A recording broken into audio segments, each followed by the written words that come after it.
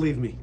I don't believe it. Good, Larry. Perfect. And with Larry not believing us, we start off a new series. It's loosely based on the order of the Parshat, but it's really not, because we're starting in the middle of Vayikra. We're going to go to the middle of the book of Bamidbar. So it's a Parsha class, but we pause for holidays and everything else. We're not starting from the beginning of Vayikra. So today we're going to discuss Mashiach, Messiah, Redeemer, Savior, whichever word. Now, when I say the concept of Mashiach is coming, so people usually have one of few reactions. Either, that's nice, you're a believer. Peter Pan, and all those other stories. If people have this concept, or obviously I'm a Jew and I could be a religious Jew, but it's something that's going to happen in a way in the future. It's definitely not going to happen in our times. That's something that's going to happen much later on. And today I'm going to change your mind. We're not leaving here until I do. So if you agree with me, where's the Kool-Aid? Where's the Kool-Aid? We're all just gonna sit. I could think of a filthy joke about changing. We're just gonna sit around the campfire, kumbaya, Okay, so we're gonna talk about Mashiach and hopefully change your viewpoint on the coming of Mashiach and where the world stands. Because most of the time, when you talk about Mashiach coming, Mashiach represents a time of world peace and tranquility. Not only world peace between people, there won't be natural disasters either. There'll be tranquility, not only world peace. Okay. Because now we have, like, let's say for example, in Pembroke Pines, there's a flood, and neighbors help each other. That's a time of peace. But if you try to get gas, it's not a time of tranquility. So Mashiach times is peace and tranquility. It's a time of plenty where there won't be world hunger. I once heard a comedian say, it's not our problem that they move to a place where there's no food. Move somewhere else. About those people, sub-Saharan Africa. It was a joke, by the way. Just in case, you get not a good joke, but okay. Right. But I saw a headline in the news that this teacher in England, I think it was, got in trouble because she teaches in a private school. And she walked into a class and she said, "Good afternoon, girls." She got fired. Because not everybody, feels that way. So, you got to be very careful what you say these days. So let's talk about it. All right, before we get back to Mashiach, we're going to talk about the discussion of the Parsha of the week. Actually, this week we have two Parshas. So why do we have two Parshas? So there are 53 portions in the Torah. Now, if there were no holidays, that would work out almost perfectly. But the issue is, there is a holiday, and whenever there's a holiday, the holiday pushes off the weekly Torah reading. So on Pesach, the third day of Pesach was Shabbos. So we didn't read the portion of the week on Pesach. We read about Pesach. The same thing happens on Sukkot. You always miss the Shabbos. Sometimes you can miss two. So there's always reasons why you miss.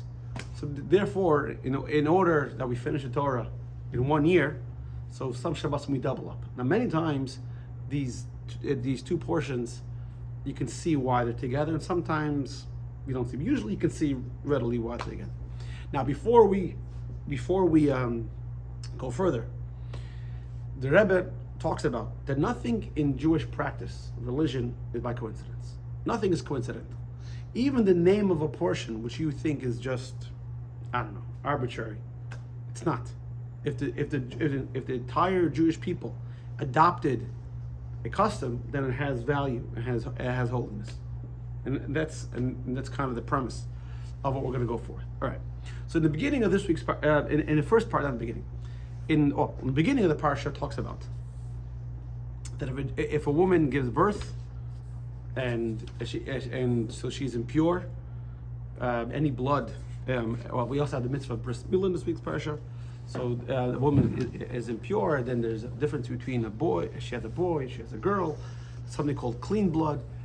That's like the first 8 verses. And after those 8 verses, Torah introduces us to something called tzaras, or tzarat for the Moroccan people here. So tsaras. What's tsaras? So tsaras is commonly translated as leprosy, but it's not. Because leprosy is a skin malady, something to do with the cells in the skin, that muscles. Bacterial, right? And it could be contagious. Why do people think that it's leprosy? Because leprosy, it loses leprosy. The person loses feeling and turns white. So tsaras also was white. Not everything was white. Tsaras was a spiritual sickness, and it only happened in the temple. It's not present today. Tsaras happened because Maimonides talks about this. The Talmud talks about this. If a person had a rotten inner character, and God wanted to sort of, push him in the right direction, so He would afflict either the person, his clothing. When I say the person, I mean his hair, his skin, his clothing, or his house with tsaras. So the first parsha talks about all the different types of tsaras. So on the skin, there are 4 types of tsaras, depending on the color. White, off-white, there's different whites. I'm not an expert, don't ask me, because it hasn't been around in two and a half thousand years, so 2,000. Then there's on the skin, then there's on the hair, which I think is green, reddish, yellow. It's like yellow, and I haven't learned it yet. It's been a year. It's yellow and I forgot, I think reddish. Then also could be like if a person has on the skin. Let's say if a person has a scar. The scar turns red or something. There are different types of different. Then on the house or on the clothing. That's the first parsha. Why my phone just made a noise? Something. My phone just as if something happened. Okay, sorry. Then the second parsha that we're going to read this week is a parsha called Metzorah. Metzorah talks about since having tsaras. Is it okay if I say tsaras, not leprosy? I'm going to say tsaras. Since tsaras is a very, very deep level, severe level of impurity. In fact, we know the most impure thing is a dead body. A person who had tsaras, who's called a Metzorah. A Metzorah is a person, could be a man or a woman, has tsaras, is equivalent to a dead body. That means if he walks into a room, it's just like a dead body's there. So there's a whole purification ceremony, process. First of all, the lesions or whatever it is have to go away, have to clear. Then he has to bring sacrifices, and he has to the whole. He has to shave his head. It's a whole the whole process. Okay, those are the two. Topics, basically. So first is how you get sick, and number 2, how you get better. Diagnosis and the cure. So far, any questions? Nope. It's not important to know about tsaras, the diagnosis, and how they figured it out and exactly what it is. It's not important for tonight's class. If you want to look at it, you can look at Maimonides, and you can try to study it. So far, we're good? Yep. Okay. So now, usually, the name of the parsha talks about the theme of the parsha talks about what's going on in this week's parsha, right? Mm-hmm. So remember, the first parsha is all about how a person becomes a Metzorah. What's the name of the parsha? Tazria. If you look at text number 1, we have life. If you look at text number 1, anything else? No, yet. Guys, hold on. Our slideshow's back. Let's see. If you look at text number 1, it says, and Hashem spoke to Moshe and Aaron, saying, "Tell the children of Israel, if a woman conceives and gives birth." The word Tazria means to conceive. It has nothing to do with becoming a Metzorah. This topic is Tazria has only to do with the first 8 verses. The rest of the parsha has nothing to do with a woman giving birth. That has to do with purity and impurity, but has nothing to do with that. So the question number 1 is, why is the first parsha called Tazria? Now, the second parsha is name also doesn't make sense, because the second parsha is called Metzorah. Metzorah means a person who's impure, has tsaras. Let's see if you guys were listening for 30 seconds ago. What's the second parsha discussing?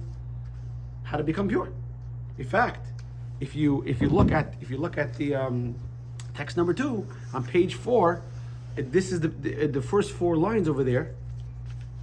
It says, hold on a second. Oh, sorry, no, I skipped. Sorry, it's text number 3. I'll go back to text number in a second. Look at text number 3. It says, the second line, this should be the law of the Metzorah on the day of his cleansing. In fact, in olden times, there were some people who didn't call the Parsha Metzorah. They called the Parsha Tahara, which means to become pure. It's interesting. But the Rebbe says, but the fact of the matter is that the majority of Jews, or all Jews today, and even the majority of Jews then, called it Metzorah. So why would we call it the Parsha based on impurity when it's all about becoming pure again? Now, before we, sorry guys who are watching online, I'm opening up the slideshow. Okay. So before we go to, this is not going to work. I thought I downloaded it. I'm sorry. I got a brief. Oh, here it is.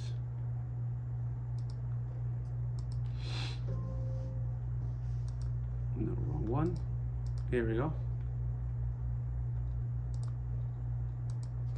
There we go. Okay. So before we go to explain why it is, let's explain for a second why a person got tzaras. What was the rotten character that a person got tzaras for? So in one place it says that tzaras was only afflicted Jewish people. There was a message that got to the Jewish people to correct their character. But we have other midrashim where Gentiles were lepers or had tzaras as well. In fact, famously, the king of Egypt, Pharaoh, had tzaras, and one of the reasons why he would kill Jewish children, because the doctors told him he had to bathe in their blood in order to rejuvenate his skin and his muscles. He'd slaughter 150 Jewish children in the morning, 150 Jewish children in the evening, and bathe in their blood. We have a story with Elisha, where there was a non-Jewish king who had tzaras, and Elisha told him to bathe in the Jordan River. Familiar with the story? You guys should read the book of Judges and the book of Kings. Some crazy stories in there, by the way. Really fantastic stories.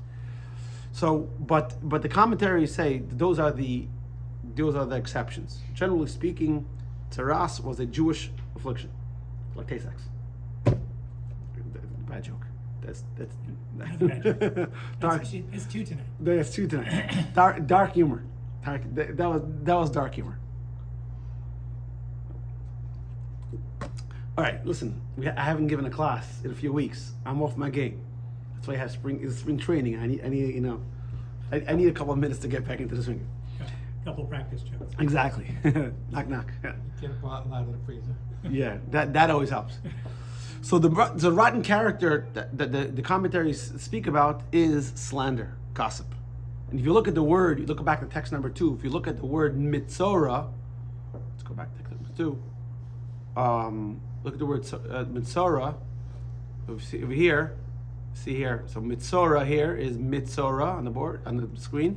It says Motzi Shem Ra. He gives out. It's an abbreviation of Motzi Shem Ra. He gives out a bad name. He gives out a bad story. A person who speaks slander. Now it's interesting that this person actually had to sit by himself. We'll get to that in a little later. So, what did a person have to do if he was a Metzorah? So normally, if a person touched, let's say you lived in northern Israel. Where were you? You were in Yerushalayim, right? Bad example. But I'm saying no for what I'm about to say. Because in Yerushalayim, where the base of English was, you had to be very careful with purity and impurity the whole year round. But let's say you lived in northern Israel and you only went to the temple 3 times a year, right? Pesach, Shavuot, Sukkot. So let's say now it's an ER. You touch a dead body, you don't really care. As long as you're not handling things that have to do with the kohanim, the bikurim, the first fruit, or something like that, it doesn't really make a difference to you. So being impure is a problem, but it doesn't necessarily exclude you from society, excludes you from the temple. The Metzorah was excluded from society. He couldn't dwell in the city. Just like a dead body can't be in the city. So in Jerusalem, for example, there's a law, it goes back to ancient times. You're not allowed to leave a dead body in the city of Jerusalem overnight. In Jerusalem, they don't wait for anybody. When a person dies, they bury him right away. And we're not supposed to delay a funeral at all. That's for the deceased. We didn't learn this when we go to Jerusalem. We didn't learn this. Pretty sure we did. Yeah. So in Jerusalem, they don't. Why? Because you're not allowed to leave a dead body in the holy city. A Metzorah is like a dead body. You can't be in the city. Not only Jerusalem, any city. He has to dwell outside. Now, why does he have to dwell outside? Not only, by the way, can't he dwell outside, he has to dwell outside. He can't hang around with other lepers, with other Metzorah. He has to be by himself. Why? Because what was his problem? What was his moral flaw? That he was speaking about other people. So he needs time to shut his mouth a little bit. Or he could talk to himself, but that's him and Different issues. He wants expert opinion, so he only talks to himself. Exactly. You get him and Wilson. You know what I'm saying? So can talk to each other. So, and because it's a spiritual malady, no doctor can come and tell you, no rabbi can come and tell you, okay, what we usually see is this tzaras takes 2 weeks, 3 weeks. You have no idea. It depends on the person. So a person could be there for However long it takes him to come around. it could be the minimum is a week. The Kohen would visit him on a weekly basis to see if the spots, whatever it is, the lesions, they were proof of what's going on inside. If they were still there, they haven't dimmed or gotten better, then okay, you're still impure, and see you next week. And that was his weekly. That's like being in solitary for a week, but sometimes you could be there for a long time. Talking about the Book of Kings, if you're familiar with the story of Elisha with the 4 lepers, the 4 Mitzrayim, who lived outside the city, and when Sancheriv came to they wiped out the northern kingdom, and they came to destroy the southern kingdom, and Tzidkiyahu was sure that it's over, and in Yeshayahu, the prophet Yeshayahu told him, no, Elisha said so. Elisha said, don't worry, everything's going to be okay, and the king's minister said, no, it was Yeshayahu, sorry, it was Isaiah, who said, the king's minister said, it's impossible. He said, don't worry, when it's impossible, you'll see. Tomorrow, the price of flour is going to be dirt cheap. Can you imagine the city was besieged? And he said, you're making stuff up. So Yeshaya said, oh yeah? You're going to witness it, but you're not going to taste it. So what happened was that God caused some miraculous event, that Sancheriv's army, in the middle of the night, just got up and ran for their lives. It says God confused them. Doesn't say exactly what happened. COVID's coming, right? Ran, and people inside the city didn't know, because they had no idea. There were 4 lepers who were outside the city, and they said, "Listen, the Jews aren't helping us because we can't go in the city. We're impure. Let's go to the Gentiles. Maybe they'll give us food." And they came there, and there was food and there was drink in there. And after they stuffed themselves, they said, "No, maybe we should tell the people inside the city." And so what happened was, so they went, and then so the king's minister unlocked the gate to the city, and in the rush to get food, he was trampled to death. So he saw it, but he didn't taste it. But it's interesting that the salvation was brought by these 4 Metzorah. Anyway, so what when you think of reward and punishment in society, why do we have reward and punishment? What are you still in Jersey? Come on, wake up. What happened? You had to go to the office today when you're tired from sitting in traffic? I never talk in these classes, so it's natural. You just sat as a kid in the back of the class and says, "Don't pick on me. Don't pick on me." Yeah, Second show. exactly. Sure, right. To give you incentive to do the right thing. So and not incentive, the wrong right? thing. So incentive, Okay. deterrent. Some people say. She told me to be quiet, so I was listening to her. So some people say, it's justice, right? It's the right. It's the right thing. It's justice. Some people say it's not so much justice, because not necessarily. It's consequence. You do something beneficial, something good happens. Do something bad, something bad is going to happen. The way God looks at it, and the way the Torah looks at it, that's not what reward and punishment it is. If you look at what the Alter Rebbe writes in text number 4, he says every single person is created in the image of God. This is different than the other religion who believes that a person is created, is born in sin. We believe just opposite. A person is born perfect, whole, and it's through our actions that we sully our character. So when you in these days they have the loaders without the old washing machines that had the thing in the middle that would beat the clothing, right? The Agitator. agitator. There you go. Thank you. So that agitator is beating the clothing. So you say, oh look, it's destroying the clothing, but it's not. It's cleansing it so it can get back to its tied perfectly. That was ad placement, by the way. Yeah. I got a question. Is there a publishing house by the name of Metzorah? Yes. What's the connection? Metzorah publication. Metzorah means tradition. Metzorah, not Metzorah. Metzorah. Metzorah. M-E-S. The S is for samach. Samach rather than Tzadik. Tzadik was a T-Z. Like my second name is Tzvi. T-Z. T-Z. Tzvi. Yeah. Gentiles can't get the Tzvi. So Alter Rebbe says the same thing is you have you're perfect soul. When a person does an Aveira, they sully that soul. So what does God do?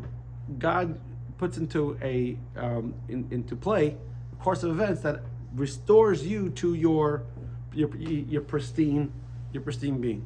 So now, what's better? Punishment here or punishment up there? Think about it. Mendy hates needles. She's asking me today. Says, is there a way to numb the arm so when you get the shot? I said, no, you can't. Yeah. The shot. You get a shot. Exactly. They gotta give you a shot to numb the arm. Exactly. You can't. The needle to numb the needle. Actually, there is a way to do it. You put some lidocaine on the surface, and that numbs the surface. Or you punch But him. it's only the surface that's Or numbed. you punch him. Or you go look over here. Or like the dentists do, they wiggle your lip. Mhm. Oh, right. the cure for a headache? It's a hammer. And you bang somebody's big toe with it. Exactly. And the headache goes away. Exactly. There you go. So The headache doesn't go away. They're just not distracted by it anymore. So in Ethics of Our Fathers, in chapter, I believe it's 2, which we're going to read the Shabbos, it says that this world is better for action, because in the spiritual world they can't do anything. They can't do mitzvot, but all the pleasure that a person can have in this world doesn't measure up to what the pleasure the souls have in the Garden of Eden. And all the suffering that a person can have here doesn't compare to what the soul goes through up there. So what Alter Rebbe is saying is that God's actually doing you a favor, doing the person a favor. So instead of having to go through hell up there, pardon the pun, getting better. Yeah, okay. All right. Instead of having to go through hell up there, God puts into play a course of events that allows the person to be cleansed through this divine discipline. So it's not, see, if a kid doesn't listen and I say, go to your room, is there any connection? I'm taking away your phone. Now that's That's just cruel and unusual punishment. exactly. Not cruel and usual. Unusual would be cruel and unusual would be to send the kid to somebody else's room. There you go. But there's no real connection between the punishment and the act. but I want the kid to feel pain. Here, what Hashem is trying to do is that to restore you to your pristine state, it's cleansing. So many times, so let me before I'm about to say. So everything God does comes from a place of kindness. Sometimes the kindness necessitates some pain, right? So for example, before you go to an operation, so you get the shot, and that shot, the pinch hurts, but it's really kindness, so you don't feel even a greater pain. Mendy, if you're watching. So even divine punishment we call has kindness. So many times though we don't see it. We believe it, and sometimes we see it, a lot later. But tzeras, it's very, it's very, very clear. Here, the guy was a shmo. Why? He was speaking lashon hara. So what do we do? What do we tell him? Go on the side. Stop speaking gossip. Meditate, contemplate. By the way, you know where the word penitentiary comes from. To be a penitent. Right. So the idea was the whole idea of sitting in jail was invented that if a person did something wrong, they would put him in a room with a Bible, and hopefully the person would do penance for their sins. Now we just lock them up and just hope they come out on the other side looking different, which is Well, they'll look different, but they'll be a better criminal. exactly. Well, don't say they don't learn anything in jail, Yeah. right? So you heard about that guy who was sent back to jail? Some guy was just released after 32 years in prison for a crime he didn't commit. So it was overturned because the prosecutor didn't turn over notes to the defense. So he was let out. So the prosecutors went back and said, no, but really the notes, the judge, weren't, that had nothing to do with the case because it wouldn't be admissible in court. Yesterday he had to go back to prison. Oh, that's just wrong. Yeah, the eyewitnesses, it's crazy. But from what I've been reading, eyewitnesses are the worst form of Yep. They are. of testimony. In fact, in the Gemara talks about this. I mean, this is off the subject. The Gemara talks about how flimsy and how bad eyewitnesses are.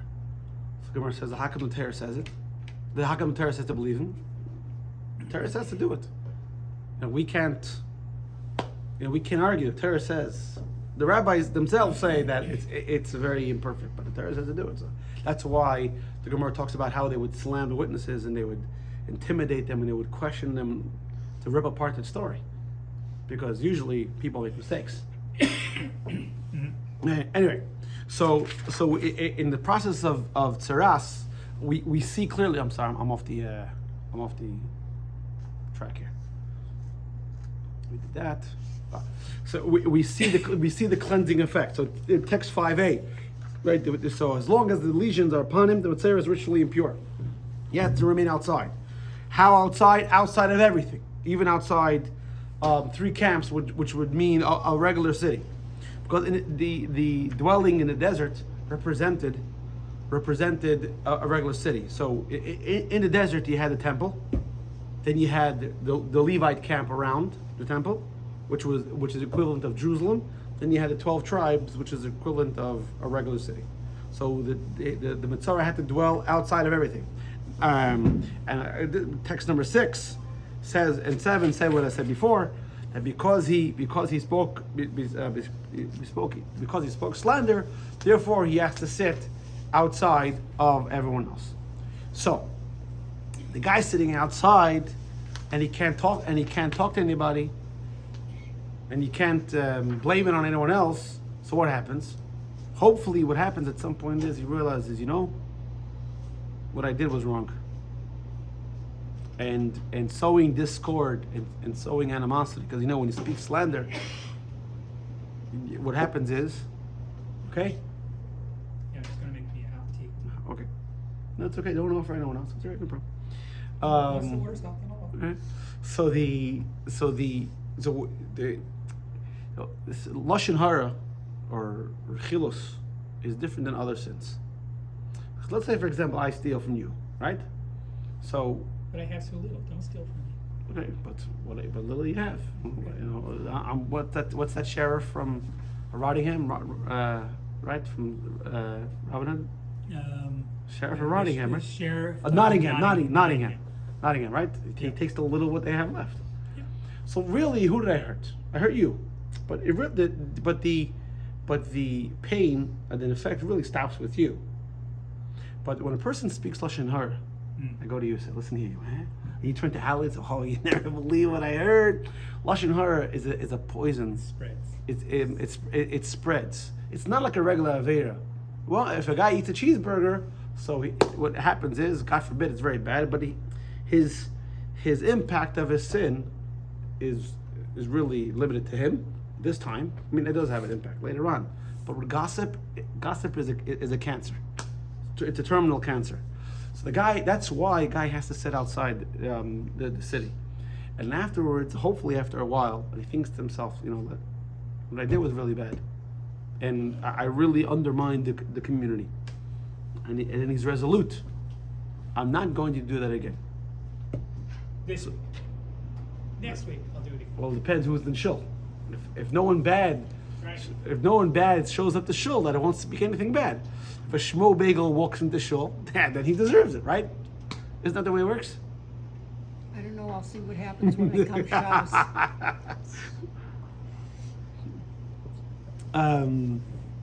So the idea is that when a person sits outside the city, he becomes a new person.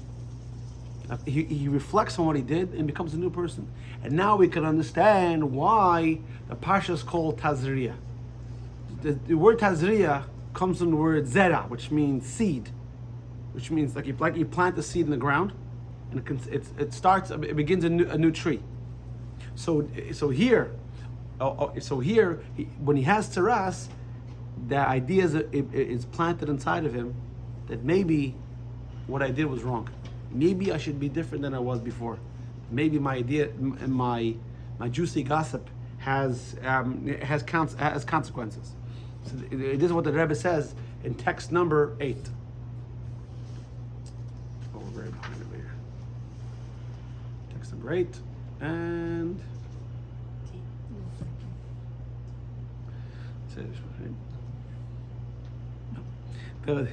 I don't want tea. I want you to offer me tea, right? Right. So the Rebbe says in text number 8. He says, "This is why the Torah portion is called Tazria, conception. Conception is the beginning of birth." This text, page number 9, and new life. This captures the intent of the lesions in this Torah portion. The lesions and the isolation that follows, in which the Metzorah is alone and is made known that he's alone, and he can't speak gossip anymore, are not meant to punish and deprive, which lock him away in prison, because if we feel better with ourselves, God committed a crime, we're going to lock him away. Rather, they are steps and methods to rectify and thus heal the Metzorah. They help him enter a new pattern of behavior, a new life, with no inappropriate or evil speech. And now we can understand why the second portion, if you remember the question before was, the second portion discusses purification. Why is the second portion called Metzorah? So the Rebbe says one leads into the other. Because where is his new viewpoint on life coming from? From the fact that he was a Metzorah. Because he was a Metzorah, because he was in isolation, now he's going to be different. That's the impetus. That's the motivator. That's the jumping stone where he's leaping to become a new person. The Rebbe explains this in text number 9.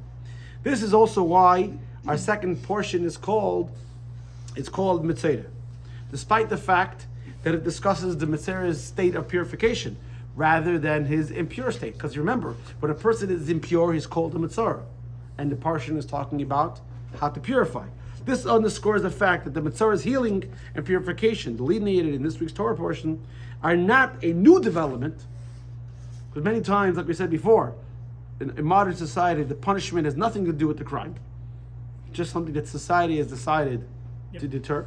But here, it's not a new development. Rather, achieved by the methods and offerings described in the portion. Rather, they're all linked to and caused by the subjects discussed in the previous portion. Another way of putting it is like this: the steps outlined in this Torah portion that render the Metzorah factually pure merely draw out and reveal what the ailment accomplished.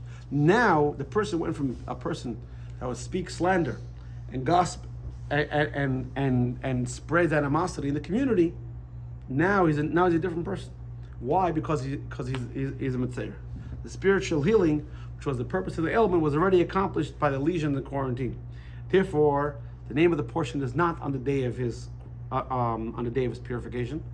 That would, you think about it, that would be a more befitting name, because it says this is the laws for Metzorah, the day of his purification, and the whole portion talks about purification.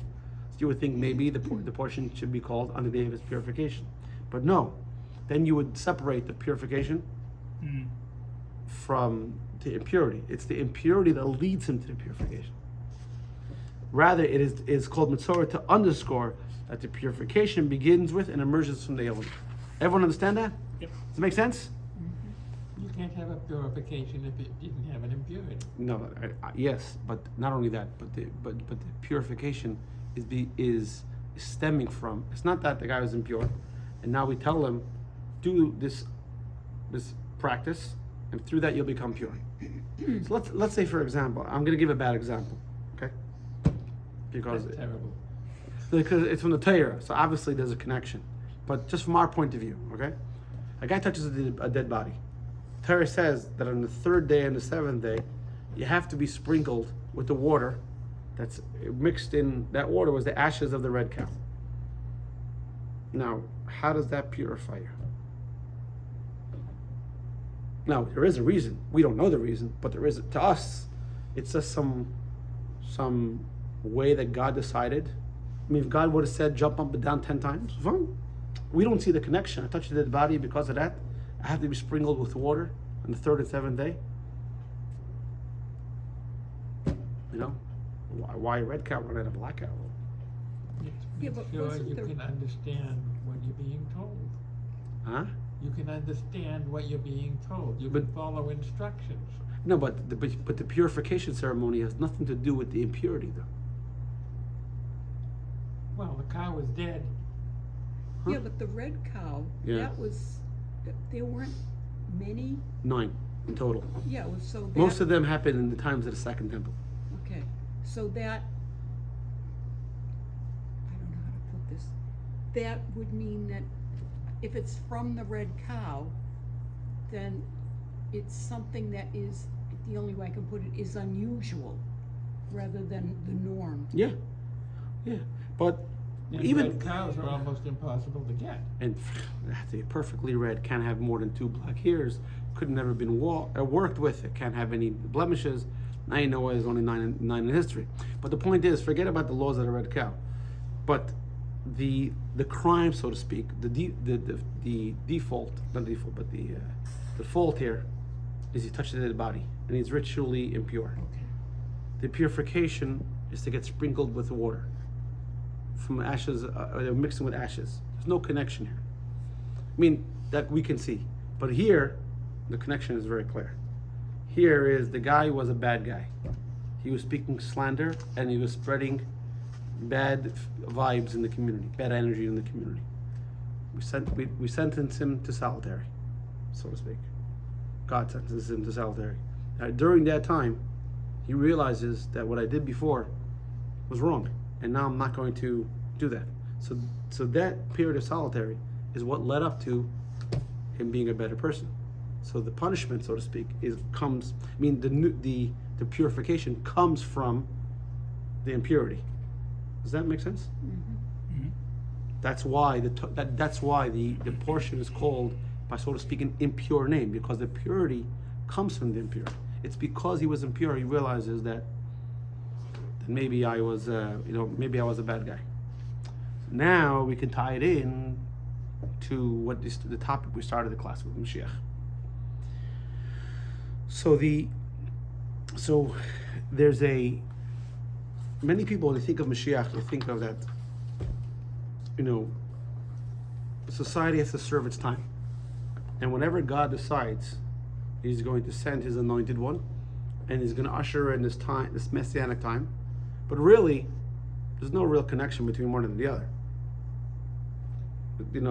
Or God wants to test us to see how adherent we remain to the Torah, or God wants us to, teach the nations of the world. But then once we finish our job, right? If God's going to give us a bonus, an amazing bonus. Will give us, you work for a long time, then you could retire at 55, in Club Med, and not have to worry about anything. That's how some people think about Mashiach. So the Club Med vacation has nothing to do with your work. It's just, listen, you worked very hard, you put in long hours. God's telling you now, I'm going to reward you by this unbelievable, experience. That is not how Judaism sees it. There's a story told in the times of the Tzemach Tzedek that there was a chassid who would rent an inn from a Paretz, the landlord, every year. And every year, you renew the annual contract. So one year his son went. And the son said, why do I got to schlep back here everything? He says, maybe let's sign a 3-year contract. And the guy said, sure, no problem. He paid him 3 years in advance. He came back to his father and said, that's it, now we have... So his father said, Shaita! Idiot! Mashiach's coming. You just wasted 2 years of money for no reason. That guy believed it, So based on what we're saying now, that the impurity leads to the purity, that the purity comes from the purity. The purity comes from the impurity. So then we can understand. We can have a whole new viewpoint of Messianic times. Let's work at the beginning. In verse 2 of the Torah, so God. Verse 1 is God created the heavens and earth. Verse 2 is, you see in text 10a,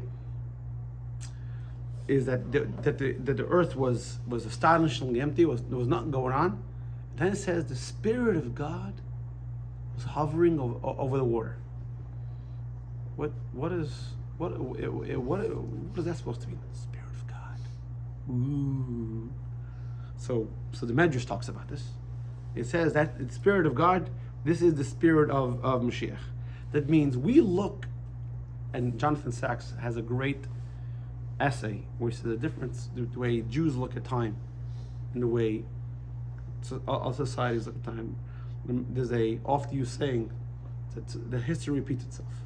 Society looks at history as this events just go round and round and round. We don't look at it that way. We look at it as we're point A and we're heading towards point B. So everything that happens is working towards that goal, like you see in the picture on the screen. Like the cake's in the oven. We're working towards something is coming into focus. There's a project we're working on. So all the way in the beginning, when Hashem created the world, the Spirit of Mashiach was there. That means God had a purpose. Now, sometimes, I remember my mom, when I was a little kid, my mother would make cookies. She would take the cookie, the cookie dough, put it on the pan. That's not a cookie. That's whatever. That's dough. That's glob. Patience, grasshopper. Right? No, I remember licking the spoon. I just wanted to. Don't use all the chocolate. I want to lick the spoon. You mean she didn't let you lick the beater Yeah, of course. while it was running? Now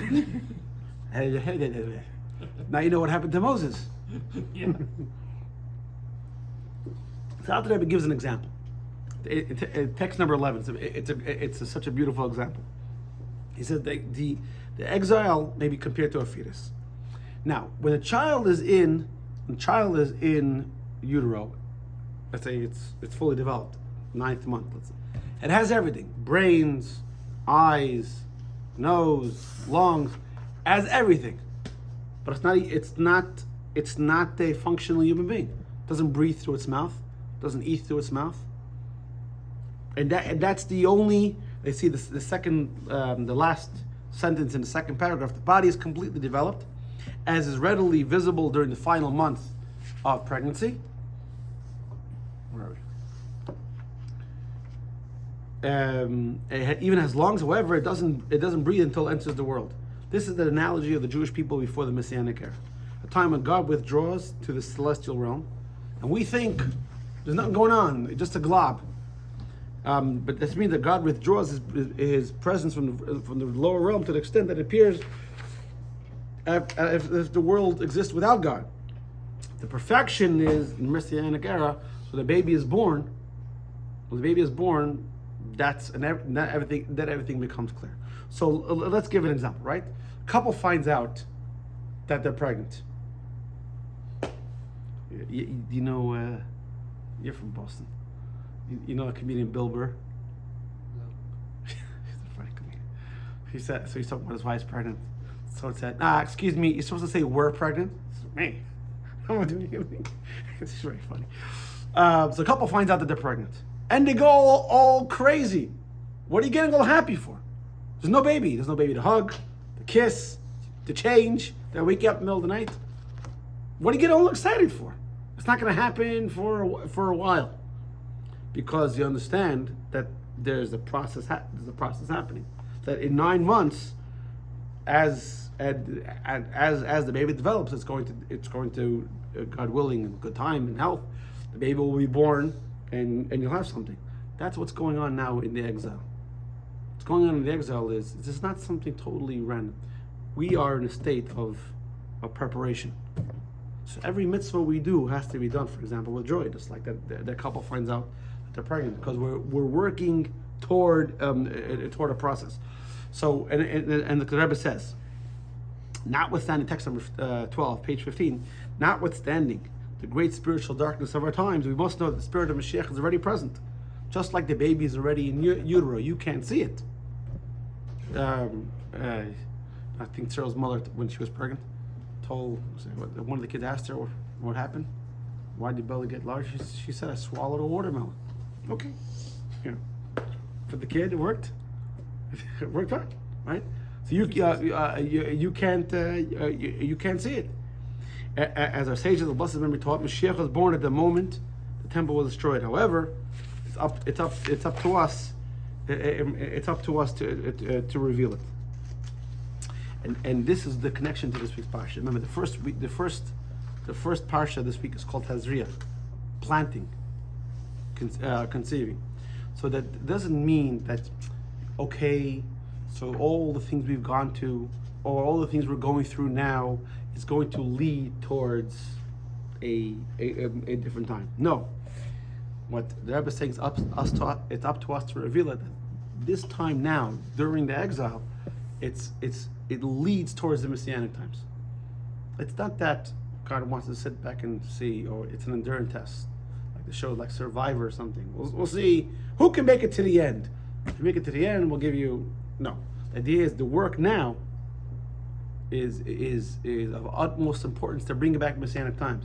There's a crazy, I mean, a very powerful Hayim Yom thought of the day. The previous Rebbe writes, I forgot who he quotes. One of the Rebbes before him. He says that when Mashiach comes, we're going to miss the days of exile. You think to yourself, how could you say such a thing? In Messianic times, because we're going to realize how precious this time was and how much we could have accomplished. And we're going to yearn. That's so stupid. I could have accomplished more. When Mashiach comes, it's easy street. There's no more.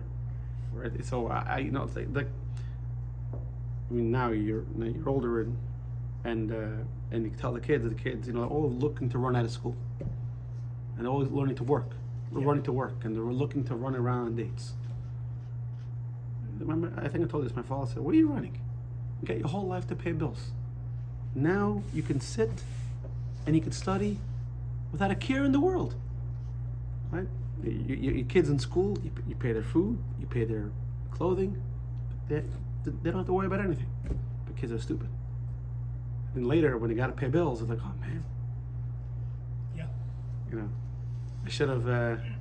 I should have taken more advantage. So the Messianic era is a product, just like when a person emerges from Metzorah, depending on his teshuvah, how regretful and how resolved he has. That's how better a person is going to be on the other side. So the Messianic era is dependent on what we do today.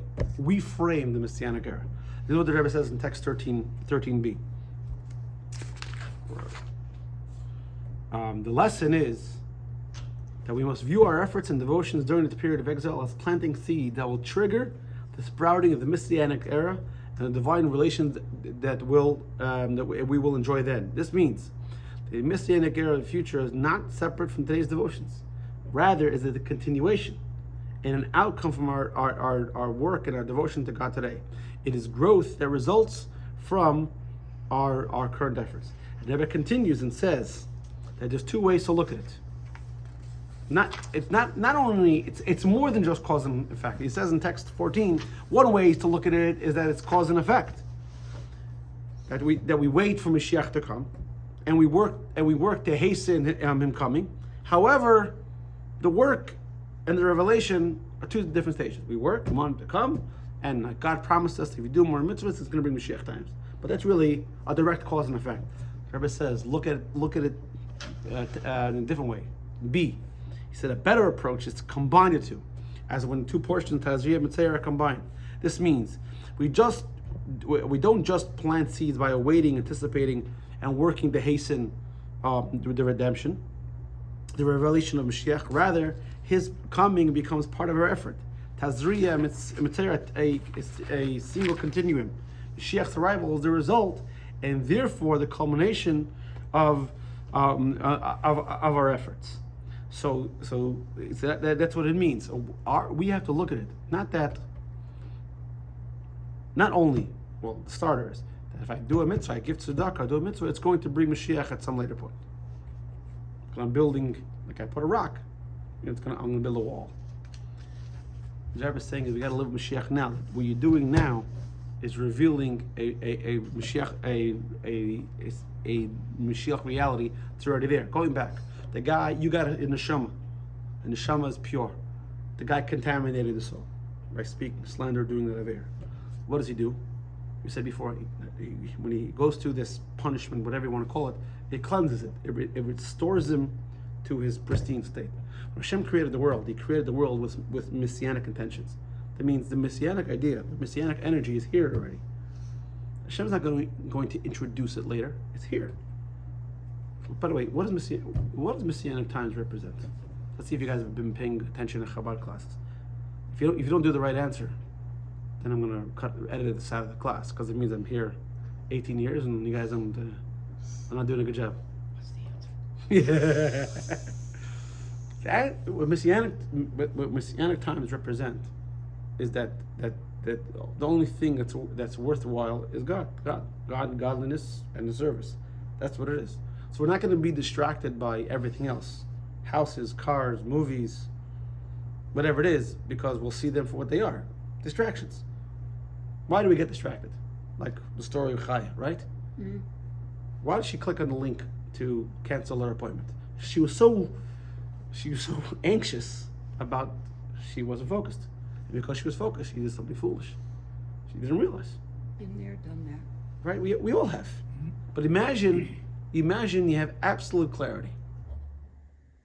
It's almost like the difference between water and bleach. Not even a choice. Absolute clarity. That's what Messianic times is. It's not that we're going to lose free will. It's that the choices will be crystal clear. Now, the fact that God is the only thing that's worth a damn, that's not going to become true later. That's true now. The problem is we're in utero like the baby and we don't realize it. So Mashiach comes in, so to speak, and humanity is going to come into the light. So I'll end it with a story. This is one of my favorite stories.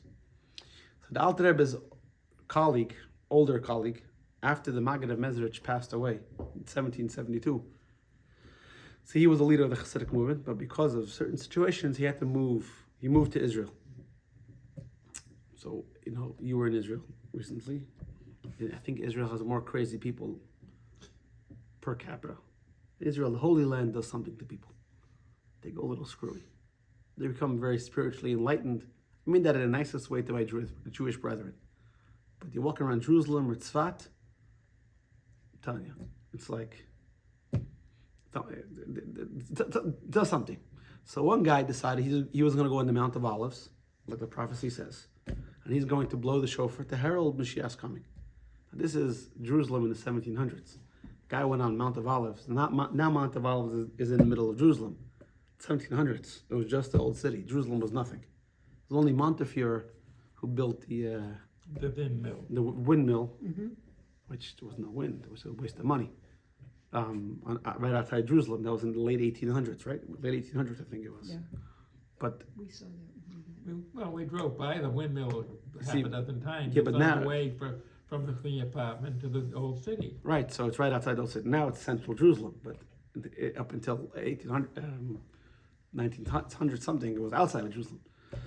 So, so some wacko goes on the Mountain of Olives, which is a cemetery, all right, and blows the shofar, and people went crazy.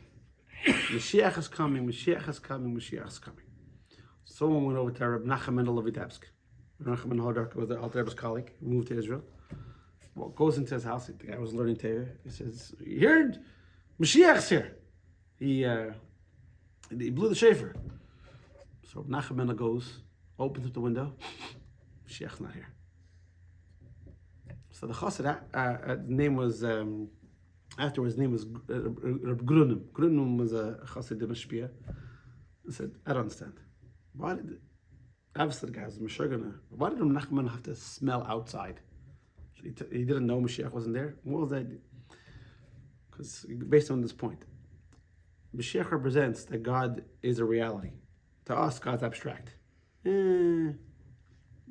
God's a reality.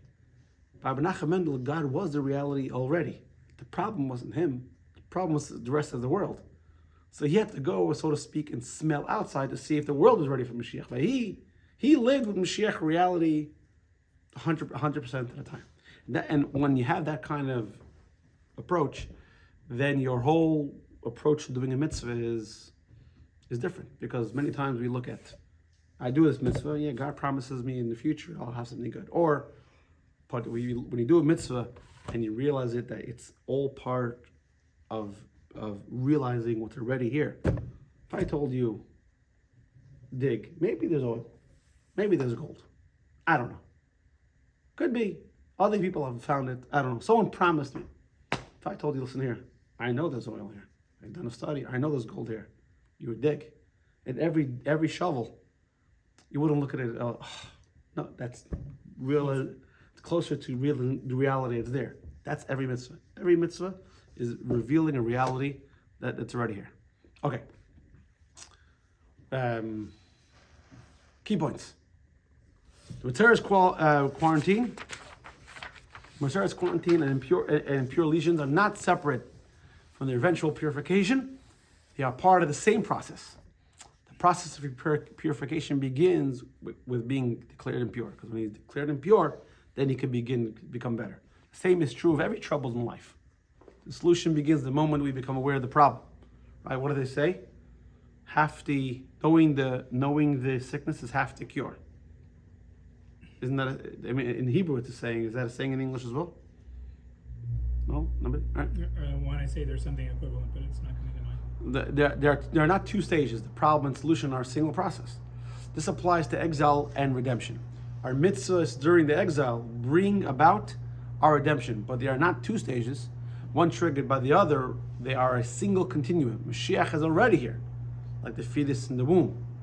We need time to be ready, right? Before you do a shower, you decorate the room, whatever, baby naming, and right, and maybe a gender reveal, right? That's a big deal. Gender reveal, like everyone cares. It is what it is. Exactly. But people blowing the balloons. By the way, you know that there's a problem because people have been starting fires and the gender reveal because everyone has to outdo the other. Everyone has to outcrazy the other person, and there's been problems where fires have been started in fire because they drop things.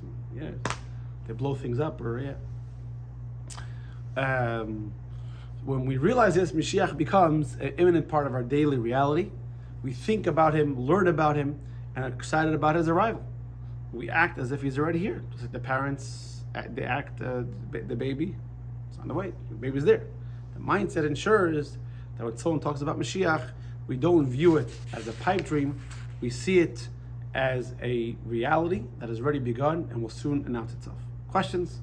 Comments? No? What did you say? Like that.